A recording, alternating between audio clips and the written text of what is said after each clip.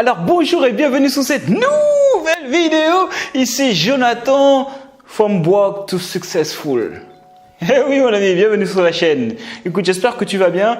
Aujourd'hui, on va voir ensemble 4 conseils pour pouvoir paraître à l'aise devant la caméra. Parce que c'est un exercice qui n'est pas facile. C'est pas tout le monde qui arrive à être à l'aise devant la caméra. Et comme tu le sais, de nos jours, c'est très important de pouvoir communiquer à travers la vidéo. Donc, on va voir ensemble 4 astuces. Première astuce, s'entraîner 10 minutes par jour. Je ne sais pas si tu le sais, mais en fait, la clé de la réussite, c'est la répétition.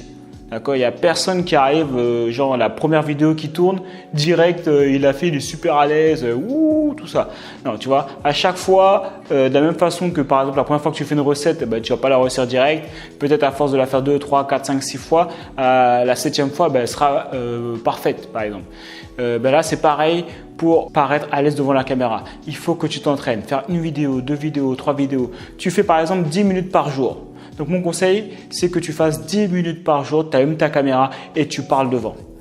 Et tu verras qu'au fur et à mesure, tu vas commencer à t'améliorer, tu vas commencer à paraître plus à l'aise. Deuxième conseil, pour pouvoir être à l'aise devant la caméra, il faut que tu mettes la caméra loin. Tu vois, comme ça t'oblige à parler fort, tu vois, psychologiquement. En vérité, tu n'as pas besoin de parler plus fort, mais le fait que la caméra soit loin, tu auras tendance à parler plus fort. Et donc, du coup, le fait que tu vas parler plus fort, ça va donner une impression d'assurance. D'accord? Donc ça, c'est très important. Deuxième conseil à mettre en place. Mettre la caméra loin mettre la caméra loin et parler.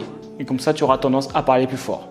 Troisième conseil, tu fais comme si tu parlais à un pote à toi.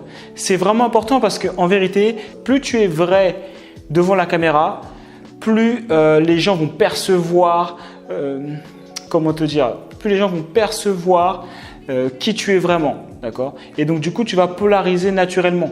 Il y a des gens qui vont aimer la manière dont tu es et il y a d'autres personnes qui ne vont pas aimer. Et donc, ça, c'est impeccable. Comme ça, tu restes avec les gens qui apprécient ton mindset, ta façon de penser, ta façon d'être, ton caractère.